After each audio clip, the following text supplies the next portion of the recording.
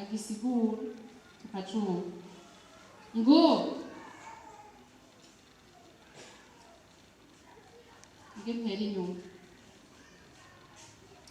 ngepera inyuma gato iri jambo maze kurireka mvuge n'ubundi vy'amayereka.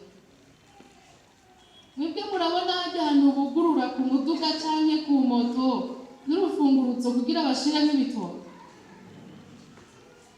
murahabona?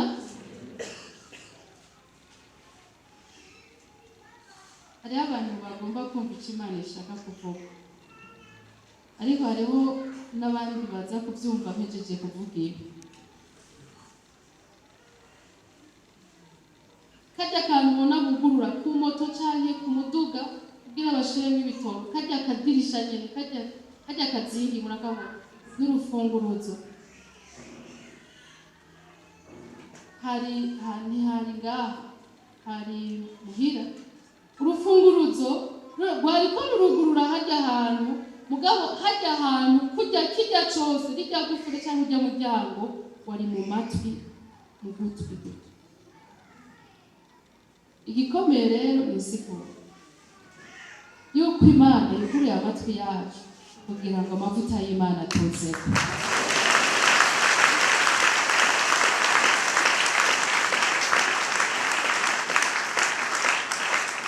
Ngira uri hafi yawe, Imana yuguruye amatwi yacu kugira ngo amavuta yayo atuzemo.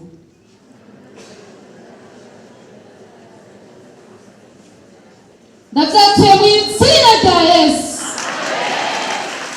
Komera Imana amashyi y'ukuziruka. Haleluya. Ndasaba ukore ku matwi yawe dusenge. Mpemu yera ndagushimiye. Wewe ijambo ryawe riravuga ko niwe watanze amatwi. None ndagushimiye ukuri kwawe. Abakurondera bose bazokubona, ariko ndasengeye n'ubundi nawe azi iby'amatwi ku buryo n'ibituvuga atariko aravyumva. Reka amatwi yuguruke mu izina rya Yesu Kristo. Mpemu yera uvuge, amavuta yawe adushikeko, ubwiza bwawe budushikeko, ububasha bwawe budukoreremo. Yesu wuzuze tangi naho yoba ikamyo nini, wuzuze tangi y'umwe wese mwami, kugira ngo amavuta yawe yuzure ubuzima bwacu, bwa buzima bubone gutemba. Tubisenze mu izina rya Yesu Kristo umwami wacu, amen.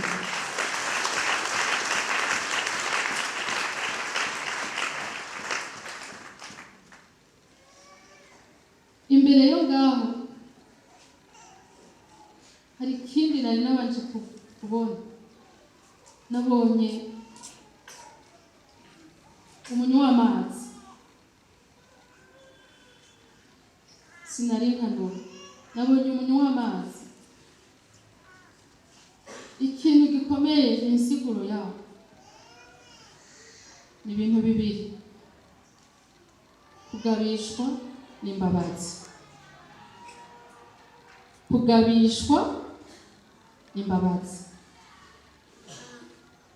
Kugabishwa n'imbabazi. Ico kugabishwa nagihejeje n'ikiriya natanguriye. Rimwe natangurira yuko dutera twegereza iyo twegereza. Ic'imbabazi nuko Imana yihanganiye abantu bayo kugira ngo noneho muronka akaryo gutangura ibihe bishasha. Yesu adufashe cyane. Mbega hari iciza cova Nazareti hova iciza?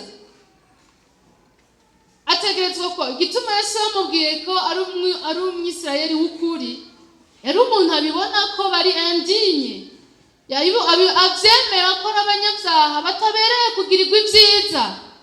Ariko uyu munsi nagira ngo dufashanye kwizera iki kintu. Yesu adufashe cyane kwizera no mu byo utari ugifitiye icizere.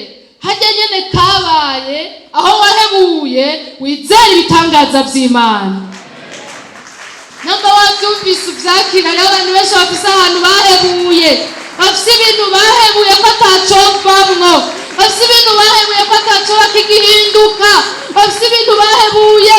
Iyi Mana yacu irabaye irakora mwama mwabiririmbye tuvyakira. Imana ntayitokura umuntu nta ntayitomushikana. Haleluya. Ndazi ko aya majambo muzoyashingira intahe igihe kimwe, muzohagarara mushinge naye ko mwabonye Imana ikora ibitangaza aho mwari mwarahebuwe. Akarero ka gatatu, Yesu ashimwe. Turasoma muri Matayo 9 murongo wa mbere. Matayo 9 murongo wa mbere kugeza ku 8. Aje mu bwato, murantunga. Matayo 9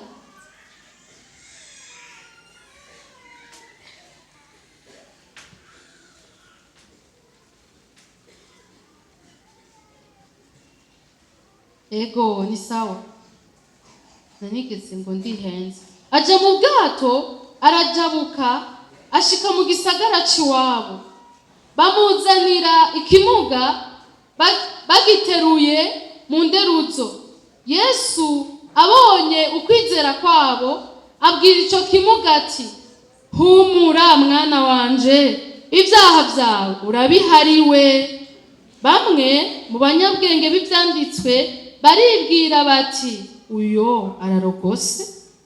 Yesu amenye ibyo biyumvira arababaza ati, ni iki kibateye kwiyumvira nabi mu mitima yanyu? None icoroshe ni ikihe? Ni ukuvuga nti uhariwe ibyaha byawe, canke ni ukuvuga nti byuka ugende.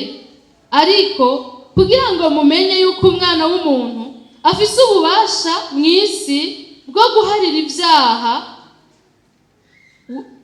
guharira ibyaha, buno abwira ikimuga ati, vyuka wikorere inderuzo yawe utahe.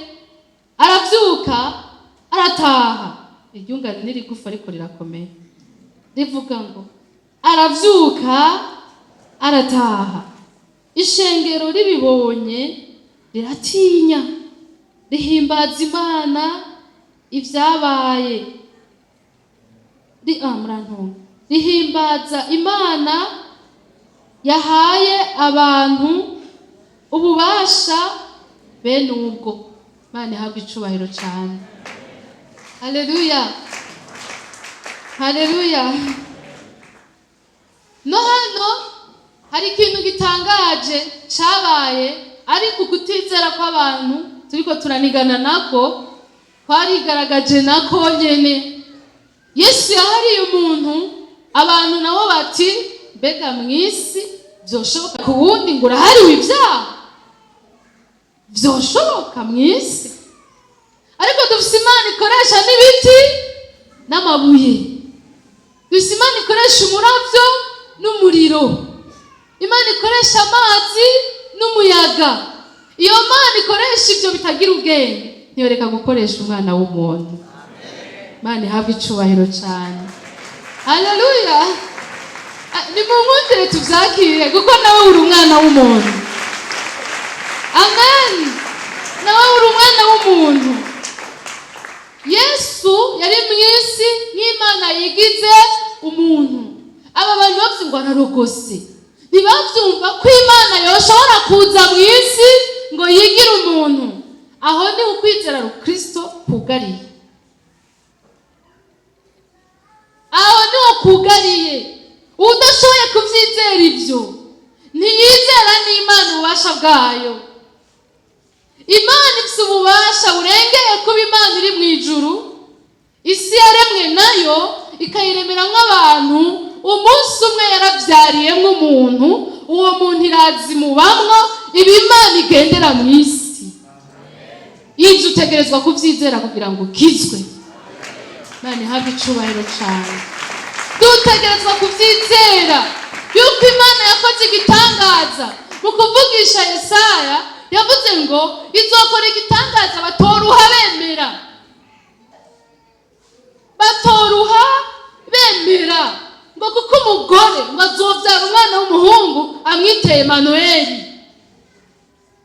Bwari ubuvugishwa bwa Yesaya imyaka 400 imbere yo kuvuka kwa Yesu. Ivyo bitoruha vyemegwa ni Kristo mwana w'Imana nzima wavutse akaba umwana.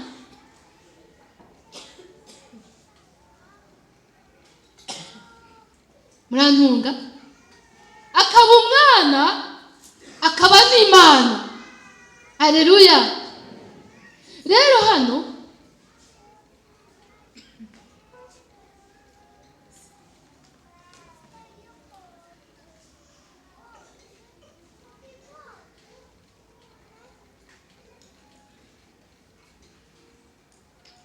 ese shimwe. Rero hano aba bantu ntibavyumva ko habonetse ushobora guharira umuntu bikamuvako, ariko nimurabe igitangaza kibishe. Kameme barizera ko yobakiza ingwara. Alo. Kameme barizera ko yobakiza, nico cyatumye bari bazanye n'uwo muntu kugira ngo amukize ingwara. Bibaza ko ububasha bwa Yesu bugarukira aho nyene ibitangaza by'abapfumu.